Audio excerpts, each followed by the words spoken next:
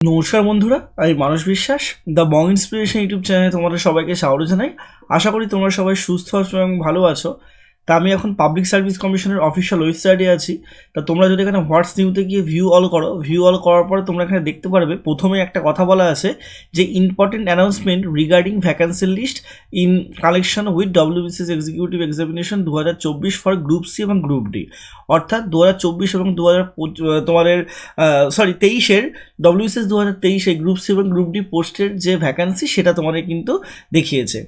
তা কতটা নির্মম বা কতটা কি বলবো, একটা হতাশাজনক তোমাদের ভ্যাকান্সি হতে পারে ডব্লিউবিসিএস ক্যান্ডিডেট থেকে শুরু করে সমস্ত রাজ্যবাসীর কাছে। তোমরা দেখতে পাচ্ছ যে তোমাদের এই যে পিএসসি আজকে দিয়েছে, যে প্রকাশটা করেছে, এখানে তোমাদের গ্রুপ সি সার্ভিসের জন্য মাত্র তোমাদের 99টা ভ্যাকান্সি আছে এবং গ্রুপ ডি সার্ভিসের জন্য মাত্র 12টা ভ্যাকান্সি আছে। তোমরা এই যে গ্রুপ ডি সার্ভিসের যে ভ্যাকান্সি 2023-এ তোমরা দেখতেই পাচ্ছ, এটা কিন্তু 23-এর ভ্যাকান্সি, নট 2024-2025, 23-এর ভ্যাকান্সি 12টা। সেখানে 2022 সালের যে ভ্যাকান্সি লিস্ট পিএসসি জারি করেছিল সেই জায়গাটায় তোমরা গ্রুপ সির ভ্যাকান্সি দেখতে পাচ্ছ যে 128টা এবং গ্রুপ ডির ভ্যাকান্সি কত দেখো 322টা।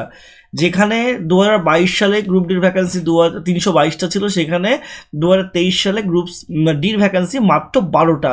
মানে তোমরা ভাবতে পারছো কতটা বেশি, মানে তোমাদের মোটামুটি 310টা কম ভ্যাকান্সি, মানে 90%-এর নিচে তোমাদের ভ্যাকান্সি। তা তোমরা সবাই জানো যে লাস্ট 2023 সালের রিক্রুটমেন্ট, এটা 23 সালের সব থেকে বলতে দ্বিধা হচ্ছে যে 2023 সালের এটা পরীক্ষা, ডব্লিউবিসিএস পরীক্ষা। 2026 সালের 2 মাস চলে গেল, তার গ্রুপ সি এবং গ্রুপ ডি তোমাদের ভ্যাকান্সি লিস্ট বার করছে, তার ইন্টারভিউ কিছুদিন পর হবে। তা এই যে এত আন্দোলন করে এত কিছু করে অ্যাকচুয়ালি লাভটা কাদের হচ্ছে? কারোর লাভ হচ্ছে না, কোনো লাভ হচ্ছে না। সরকার যেটা মনে করছে, সরকার যেটা চাইছে একমাত্র সেটাই হচ্ছে। ভাতাতেই যারা খুশি তাদের জন্য, এই রাজ্যে সরকার বুঝে গেছে যে ভাতা দিলেই তাদের ভোট ব্যাংক বাড়বে, সমস্ত কিছু হবে, রিক্রুটমেন্ট দিয়ে লাভ নেই। শিক্ষিত সমাজে কতজনই বা শিক্ষিত আছে, এই জায়গাটাই হয়তো আজকে আমরা দাঁড়িয়ে আছি। বলতে খুব দ্বিধা হচ্ছে এই জায়গাটায়। তাহলে কারণ তোমরা সবাই জানো যে পিএসসিতে এই যে ভ্যাকান্সি বা যাই কিছু হচ্ছে না কেন, তোমরা সোশ্যাল মিডিয়ায় সবাই বড় বড় বোদ্ধা, সোশ্যাল মিডিয়ায় অনেকে অনেক কিছু বলো, কিন্তু কতটা নির্মম ভাবো তোমরা।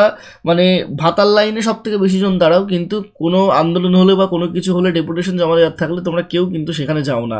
তা সেই সুযোগই সরকার নেই, সেই সুযোগেই কিন্তু তোমাদের দেখো ভোটের আগে তোমার একটা ভ্যাকান্সি।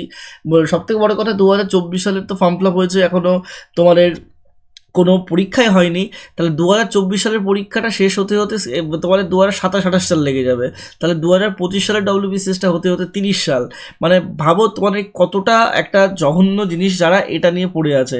শুধুমাত্র ডব্লিউবিপিতে না, তোমরা অনেকেই জানো ডব্লিউবিপিতে একদম ফাইনাল তোমাদের রেজাল্ট শুধু বেরোনোর অপেক্ষা, কিন্তু 3-4-5খানা কেস হয়ে আছে, কোটার জন্য কেস হয়ে আছে, হাইটের মেজারমেন্ট ঠিকঠাক নেই বলে কেস হয়ে আছে, তারপর তোমাদের আরও কিছু কিছু কারণে কেস হয়ে আছে।